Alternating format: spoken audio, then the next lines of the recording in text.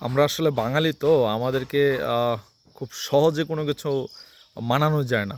আমাদেরকে যতক্ষণ পর্যন্ত ঘাড় ধরে বুঝানো না হয় বা ওই কি বলে এটাকে কানে ধরে যতক্ষণ পর্যন্ত উঠবোস করানো না হয়, বোঝানো না হয় ততক্ষণ পর্যন্ত আসলে আমরা মানতে চাই না, বুঝতে চাই না। পৃথিবীর অন্যান্য দেশে যে ট্রাফিক সিগন্যালগুলো আছে বা ট্রাফিক সিস্টেমগুলো আছে, তারা সিগন্যাল দেখলে দাঁড়িয়ে যায়, সিগন্যাল খুলে দিলে হচ্ছে বা সিগন্যাল গ্রিন সিগন্যাল দিলে হচ্ছে তারা যাতায়াত করে। কিন্তু আমাদের বাঙালিরা হচ্ছে গ্রিন সিগন্যাল, রেড সিগন্যাল কোনো কিছুই মানে না। যত ফাঁক ফুকুর আছে, ফুটপাত আছে, যেখান দিয়ে পাচ্ছে সেখান দিয়ে গাড়ি উঠিয়ে দিচ্ছে।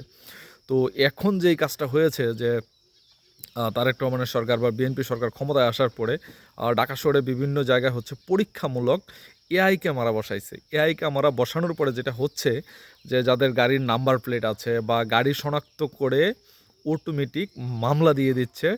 আপনি জানেনই না যে আপনি যে ট্রাফিক সিগন্যাল ভায়োলেট করছেন বা ট্রাফিক সিগন্যাল মানছেন না, যার কারণে আপনি জানেনই না যে আপনার বিরুদ্ধে মামলা হয়ে গেছে। আপনি হেলমেট পরছেন না, আপনি ট্রাফিক সিগন্যাল মানছেন না, আপনার বিরুদ্ধে অটো মামলা হয়ে যাচ্ছে।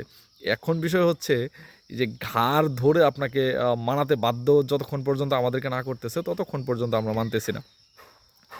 এআই সিস্টেম এটা একদিক থেকে সুবিধাই হয়েছে। অনেকে সমালোচনা করতেছে যে আমরা জানি না, আমাদেরকে মামলা দেওয়া হয়েছে, আমাদেরকে ট্রেনিং দেওয়া হয় নাই, বুঝানো হয় নাই যে কীভাবে কী করতে হবে না করতে। আরে ভাই, এতদিন পর্যন্ত এই ৫৪ বছর যাবৎ আপনাদেরকে বুঝিয়ে আসা হয়েছে। ট্রাফিক পুলিশ ছিল, ছিল, আপনারা কোনো সিগন্যালই মানেন নাই। এখন আবার ট্রেনিং দেওয়া লাগবে, বুঝানো লাগবে, এত কিছু করার কোনো প্রয়োজন নেই। আপনারা রেড সিগন্যাল দেখবেন, দাঁড়িয়ে যাবেন।